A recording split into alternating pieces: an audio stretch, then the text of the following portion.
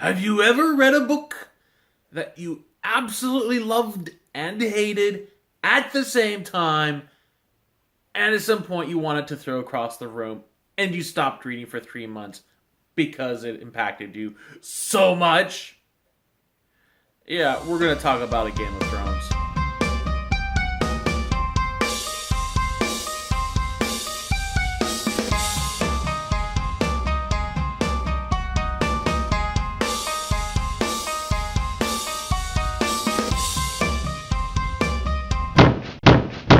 Welcome to Matt Reviews Books. I am Matt, and I am your host. This week, we're going to start talking about a series of books that actually were published like 20 years ago already. They are also books that have incredible emotional depth and betrayal, and I personally would either like to stab, burn, or just throw the book across the room at times. We're talking about a Game of Thrones, Book 1 in A Song of Ice and Fire by George R.R. Martin. Let's move along to synopsis.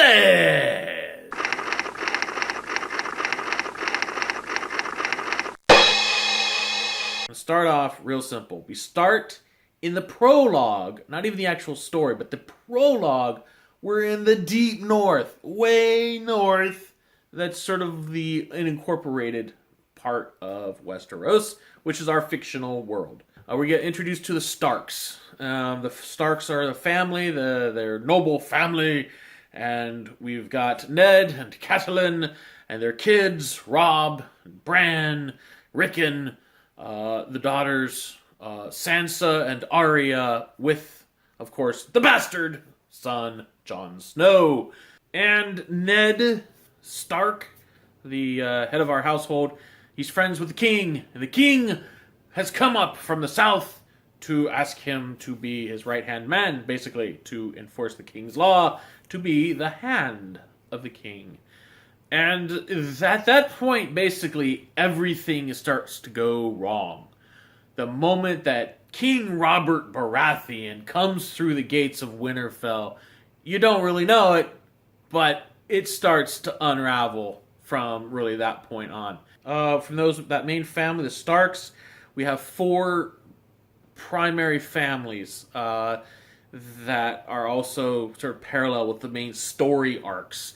So we have the Starks, we have the Baratheons, we have the Lannisters, and then the fourth arc is the Night's Watch, who are basically a brotherhood of warriors, celibate, chaste warriors, fighters that guard the northern edge of the Seven Kingdoms. Ned goes down south with his kids to be the hand. His bastard, Jon Snow, goes north to the Wall.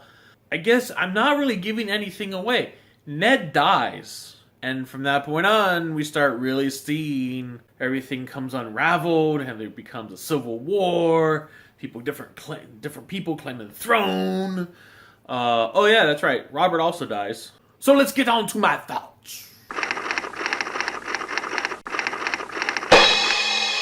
The structure of the story at first seems really bloated. That massiveness was just trying to set the stage, because this world expands. This is talking about world building, and these are absolute characters. Even the minor characters have vitality to them, and you minor characters get killed. They're sort of like, damn, they just died too. Damn, somebody stay alive. You know, people who you really don't like, they're not complete dicks. They have somebody like Jaime Lannister, who really is, I don't like him at all. There's still something about him that is charming and engaging. Even the hero guys, like Jon Snow, he's kind of whiny. A little whiny. But then he's growing up. He's a teenager. Sansa is, oh my god, such a spoiled little princess. A couple of times, especially when Ned died, I set the book down and walked away. It got me right there. Oh my god. I said 4 story arcs. I said there were 4. There were not 4, there's 5. Because I forgot all about Daenerys. Daenerys Targaryen. How can I forget the Mother of Dragon? How can I forget Khaleesi? There's other characters. There are other characters who really deserve to be kind of like pulled out and talked about. The Mountain? The Hound? Beric Dondarrion? That dude, he's awesome. Come on! You know what I'm talking about? If you don't know what I'm talking about, go find a Game of Thrones. Read it.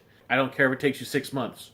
Read it. Anyway, that's all for me. I hope you got this far. I hope you liked it. If so, go ahead, subscribe. I'd appreciate it. One day I will be trending. Oh yes, I will trend. That's all I can say. That's all I can say. We're done. Go home. Unless you're home. And then, in which case, just go. I'll see you next time. Bye.